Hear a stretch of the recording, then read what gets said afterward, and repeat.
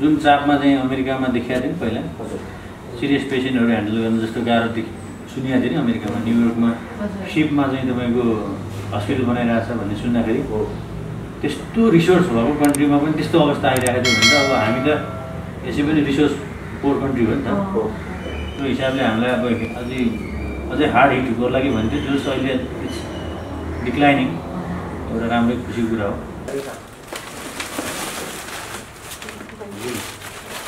एउटा मलाई दिनुहोस् बिहान लिने त्यसपछि बेलुका लिने जस्तो हो खानेकुरा जस्तो बिहान खायो अनि फेरि बेलुका खायो जस्तो हुँदैन नि त त्यो त कन्टिन्युस चाहिने कुरालाई चाहिँ यो कोटा सिस्टमले गर्दा अलिकति गाह्रो भएको होइन त्यसको ग्राभिटी चाहिँ त बुझ्नु पऱ्यो नि त कति घन्टा समस्या हो ट्रमा सेन्टरमा होइन हामी चाहिँ यसो हामी चाहिँ अब अक्सिजन सप्लाई इन्टरप्सन त भएन हामीलाई होइन तर पनि हामीलाई चाहिँ के भन्दा एकदमै क्राइसिस गाह्रो चाहिँ भयो यता उताबाट ल्याऊ उताबाट ल्याऊ गर्नु पऱ्यो यसमा आउँछ धन्यवाद सर।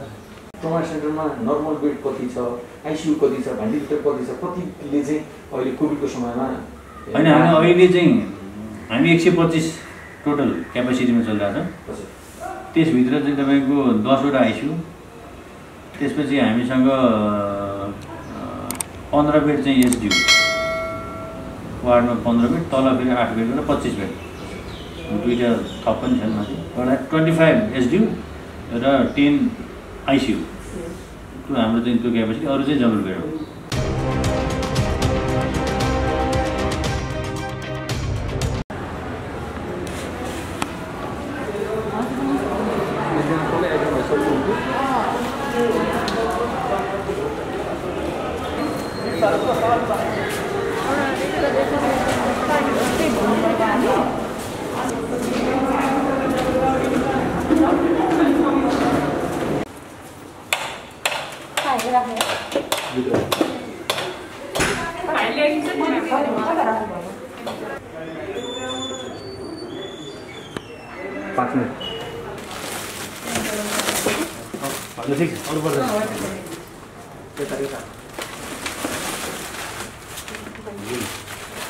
एउटा मलाई दिनुहोस् यसमा आउँछ धन्यवाद सर। ल तपाईँलाई विशेष धन्यवाद होइन अब परिचय पनि राखिदिनुहोस्।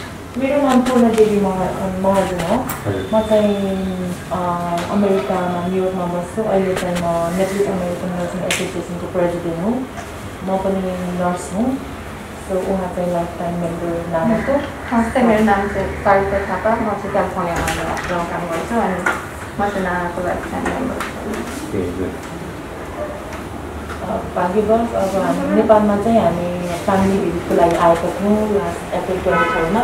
अहिले यो प्लेनमा चलेर यहाँ स्टप भइरहेको थियो त्यति बेला टाइम युज गरौँ भनेर हामीले फन्ड रेजिङ गरेको थियौँ। फन्ड रेजिङबाट नै हामीले यो मास्कहरू डिस्ट्रिब्युट गर्न लागिरहेको थियौँ। 11वटा हस्पिटललाई हामीले डिस्ट्रिब्युट गर्छौँ र 2-4वटा बाँकी छ। अनि टोटल चाहिँ 16,500 गरेको छ। लगभग 10 लाखको बाँकी छ वीरमा र अनि दुलीखेलसम्म। म डाक्टर सन्तोष पौडेल, म यहाँको प्रमुख छु।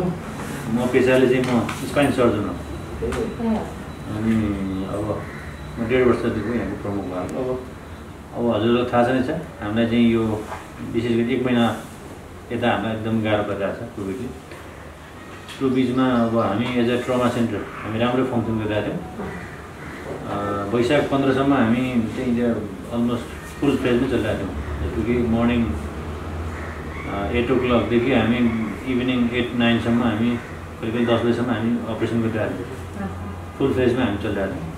तर अकस्मात जब यो कोभिडको जुन दोस्रो लहरको सङ्क्रमण बढ्न थाल्यो त्यसपछि हामीले आफ्नो सर्भिसलाई रोकेर त्यसपछि हामी कोभिड व्यवस्थापनमा लाग्यौँ होइन।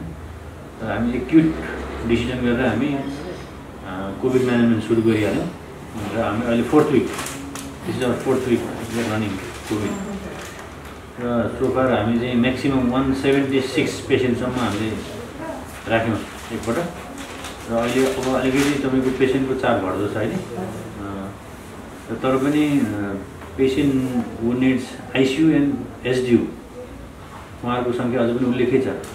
अझ पनि भने जति आइसियु पाउने स्थिति चाहिँ छैन। भने जति चाहिँ इन्टेन्सिभ केयर तपाईँको हाई डिपेन्डेन्सी केयरको बेडहरू अझै पनि हामीले बिरामीलाई दिन सकिरहेको छैनौँ होइन। स्टिल त्यो समस्या छ। तर अहिले अक्सिजन बेडको चाहिँ समस्या छैन आजको मितिमा। अब तपाईँ जस्तो संस्थाले पनि हामीलाई सम्झिनुभयो होइन। एज अ कलिग्स हामी त सँगै काम गर्ने होइन, डक्टर नर्सेस भनेको। अब त्यस्तै तपाईँहरू जस्तै अमेरिकन नेपाल मेडिकल एसोसिएसन पनि छ, उसले हामीलाई सहयोग गरिरहेको थियो। अब हजुरहरू पनि आउनुभयो, एकदम खुसी लाग्यो। र यसको लागि अब हाम्रो संस्था नेसनल ट्रमा सेन्टरको तर्फबाट as well as my personal मेरो तर्फबाट पनि तपाईँहरूलाई थ्याङ्क यू सो मच होइन। यो अब हामीले पहिला चाहिँ फर्स्ट फेजमा चाहिँ अब हाम्रो साथीहरू जो अमेरिकामा छ उहाँहरूले भनेको सुनेको थिएँ मैले, कोभिडमा के हुन्छ भनेर मेरो चेस्ट फिजिसियन साथीहरूले भन्थ्यो, लाइक यङ पेसेन्टहरू आउँछ 2-3 दिनमा यस्तो डिट्रिट हुन्छ, केही गर्न सकिँदैन भन्थ्यो। अब आज चाहिँ मैले आफैले आफ्नो अगाडि देखिरहेको छु त्यो सिचुएसन होइन। त्यो अब यही हो, संसारलाई यसले चाहिँ समस्या पारेको छ। र तपाईँहरूले पनि प्रत्यक्ष उहाँ चाहिँ देख्नुभयो होइन। नेपालमा आउनुभएको बेला यस्तो जुन एकदम नोबल काम गर्नुभयो, थ्याङ्क यू सो मच है। पछि पनि अब यो चाहिँ यसले चाहिँ हामीसँग चिन्जान गरायो। हाम्रो नर्सिङ हाम्रो अफिसरहरू उहाँहरूसँग तपाईँहरू भेट्नुभयो। यो चाहिँ रिलेसन चाहिँ पछि पनि रहोस् होइन, not only in Covid, in future also. अब यो यहाँको हाम्रो नर्सिङ एसोसिएसन र उहाँहरूको सम्बन्ध राम्रो होस्। एज अ इन्स्टिट्युसन हामीसँग पनि फेरि कन्टिन्यू काम गर्न पाऊँ भन्ने आशा राख्छु। Thank you. अहिलेको कन्डिसन भनेको 1 वर्ष अगाडि अमेरिकामा जे भएको थियो त्यही कन्डिसन हुने खालको होइन। त्यो भन्दा नि अब एक्सपिरियन्स सेयरिङको हिसाबले जुन चापमा चाहिँ अमेरिकामा देखाएको थियो नि पहिला, सिरियस पेसेन्टहरू ह्यान्डल गर्न जस्तो गाह्रो सुनेको थियो नि अमेरिकामा, न्युयोर्कमा सिपमा चाहिँ तपाईँको हस्पिटल बनाइरहेको छ भन्ने सुन्दाखेरि त्यस्तो रिसोर्स भएको कन्ट्रीमा पनि त्यस्तो अवस्था आइरहेको थियो भने त अब हामी त यसै पनि रिसोर्स पोर कन्ट्री हो नि त। त्यो हिसाबले हामीलाई अब अझै हार्ड हिट गर्ला कि भन्थ्यो, जस अहिले इट्स डिक्लाइनिङ। एउटा राम्रै खुसीको कुरा हो, लकडाउनले काम गरेको छ। त्यो बाहेक पनि अब हाम्रो अरू काम पनि पहिलाभन्दा त फर्स्ट वेभभन्दा त अहिले हामी मोर म्यानेजेबल छौँ।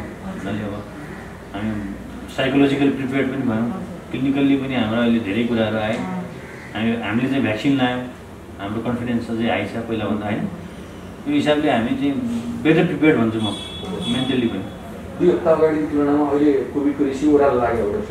अब चाहिँ अब हाम्रोमा आउने बिरामीहरूको सङ्ख्या उल्लेख रूपमा घटेको छ भनेर चाहिँ। अब तर अहिले नै आइसियु एसडियु मैले भने त्यस्तो चाहिने बिरामी त अहिले पनि एकदमै धेरै छ होइन। तर हाम्रो अब त्यस कुरामा चाहिँ अलिकति गाह्रो छ। ट्रमा सेन्टरले कसरी संयोजन गरेर काम गरिरहेको छ? अहिले त हामी अब विशेष गरी वीर हस्पिटल हामी एउटा युनिफाइड हिसाबले काम गरिरहेको छौँ। हाम्रो क्लिनिकल टिम भनेको कम्बाइन्ड हो। हामी चाहिँ एज अ म्यानेजमेन्टको हिसाबले सेपरेट भए पनि क्लिनिकल म्यानेजमेन्ट चाहिँ हाम्रो ओभरअल एउटै हो।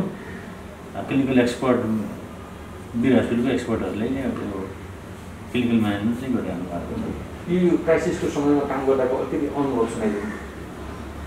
होइन अब हामी चाहिँ अब क्राइसिस त अब हामी एज अ ट्रमा सेन्टर हामी चाहिँ अरू खालको डिजास्टरलाई प्रिपेयर नै थियौँ होइन। जहिले पनि हुँदैन हामी अब इन्जुरिज होइन, अब भोलि फ्लड हुन्छ, बल्कि अब चाहिँ त्यो अर्थक्वेकहरू भइरहेको थियो है। त्यस्तो बेला त अथवा ठुल्ठुलो कार क्रास अथवा भेहिकल क्रास यस्तोमा त हामी गरिरहेको थियौँ। तर अब अहिले चाहिँ यो different kind of scenario, communicable disease, हामी चाहिँ we are not suppose to do that routinely. तर पनि अहिले चाहिँ त यस्तो समस्या थियो कि अब नेसनल क्राइसिसको बेला हामी चाहिँ ट्रमा पेसेन्टलाई चाहिँ पन्छाएर हामी चाहिँ अहिले कोभिड म्यानेज गर्नु पऱ्यो भन्ने मतलब त्यो के हो भन्दाखेरि प्रिपेयर्डनेसको हिसाबले हामीले 1 वर्षदेखि नै हाम्रो स्टाफलाई हाम्रो डक्टर्सहरूलाई प्रिपेयर गराउँदै आएको थियौँ। हामी चाहिँ कुनै पनि फेजमा चाहिँ हामी कोभिड हस्पिटलमा कन्भर्ट हुन सक्छौँ भने हामीले पहिलेदेखि ट्रेन पनि गराएको थियौँ। धेरै खालको ओरिएन्टेसन चाहिँ त्यसपछि क्रिटिकल केयर म्यानेजमेन्ट ट्रेनिङ्स त्यो चलिरहेको थियो।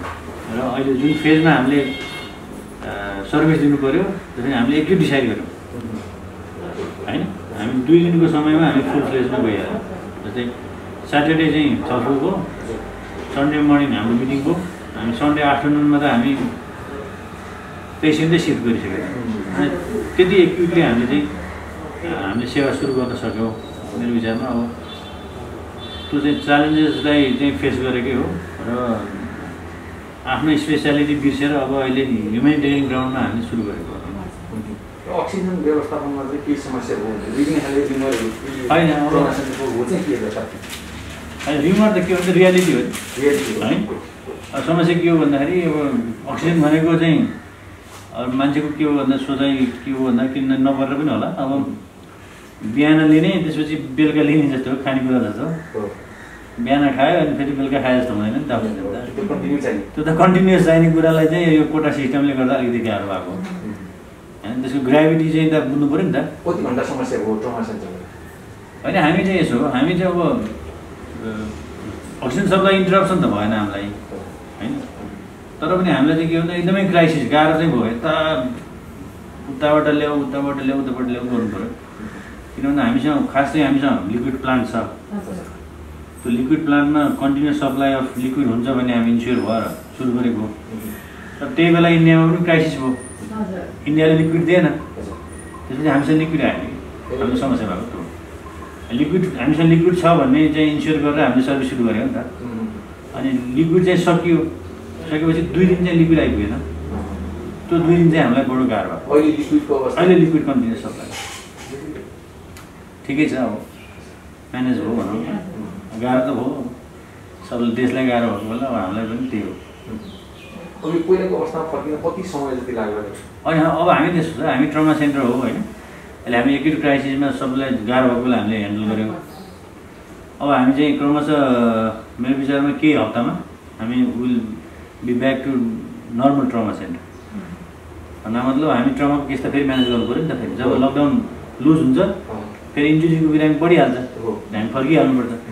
त्यही भएर हामी अब यो हप्ता सायद यो हप्ता पछि हामी इमर्जेन्सी खोल्छौँ। इमर्जेन्सीको बिरामीलाई अरू वार्डमा सिफ्ट गरेर अनि हामी कोभिड इमर्जेन्सीलाई इन्टरटेन गर्दैनौँ। अब बिस्तारै वीरले इन्टरटेन गर्छ। वीरले चाहिँ नयाँ सर्भिस सुरु गर्दैछ उता सजिलो भवन, त्यसपछि उता जान्छ। अनि हाम्रो वार्ड र आइसियु चल्छ। त्यसपछि फेरि सेकेन्ड फेजमा हामी वार्ड खाली गर्छौँ। अनि बिस्तारै हामी विदिन 2 to 3 weeks हामी will be back to trauma again. एउटा डेटा बताइदिनु न, यो ट्रमा सेन्टरमा नर्मल बेड कति छ, आइसियु कति छ, भेन्टिलेटर कति छ, कतिले चाहिँ अहिले कोभिडको समयमा? होइन हामी अहिले चाहिँ हामी 125 टोटल क्यापेसिटीमा चलिरहेको छ। त्यसभित्र चाहिँ तपाईँको 10वटा आइसियु, त्यसपछि हामीसँग 15 बेड चाहिँ एसडियु, वार्डमा 15 बेड, तल फेरि 8 बेड र 25 बेड, 2टा थप पनि छन् माथि। एउटा 25 एसडियु र 10 आइसियु, त्यो हाम्रो चाहिँ त्यो क्यापेसिटी। अरू चाहिँ जनरल बेड हो, अब अक्सिजन बेड भनौँ न। अनि हामी चाहिँ 10वटा भेन्टिलेटर भनौँ, 10वटा आइसियुमा 10वटै भेन्टिलेटर चाहिन्छ। र इभन हामीले एसडियुमा पनि अर्को 5वटा भेन्टिलेटर चाहिँ हामीले एसडियुमा पनि राखेका छौँ। इमर्जेन्सीमा पनि भेन्टिलेटर छ, एसडियुमा पनि भेन्टिलेटर छ। यसरी चाहिँ हामीले भेन्टिलेटर सहितको एसडियु र आइसियु चलाइरहेको छौँ। त्यो भेन्टिलेटर चाहिँ अहिले मात्रै अभाव भएको थियो, अरू बेलामा पनि अभाव हुन्छ? होइन अभाव त यसो हामीलाई त अभाव थिएन है। हामी त प्रिपेयर्ड भएको। हामी अघिल्लो वर्षदेखि नै हामीले बिग्रेको भेन्टिलेटर, हामीले 7वटा बिग्रेको भेन्टिलेटर हामीले बनाएर चलायौँ होइन। अनि नयाँ चाहिँ हामीले के प्लान गऱ्यौँ, हरेक इमर्जेन्सी बेड के अरे आइसियु बेडमा भेन्टिलेटर हुनुपर्छ भनेर इन्स्योर गऱ्यौँ, पहिल्यै गरिरहेको छौँ। इभन हाम्रो इमर्जेन्सीमा पनि हामीले भेन्टिलेटरको व्यवस्था गरेका छौँ।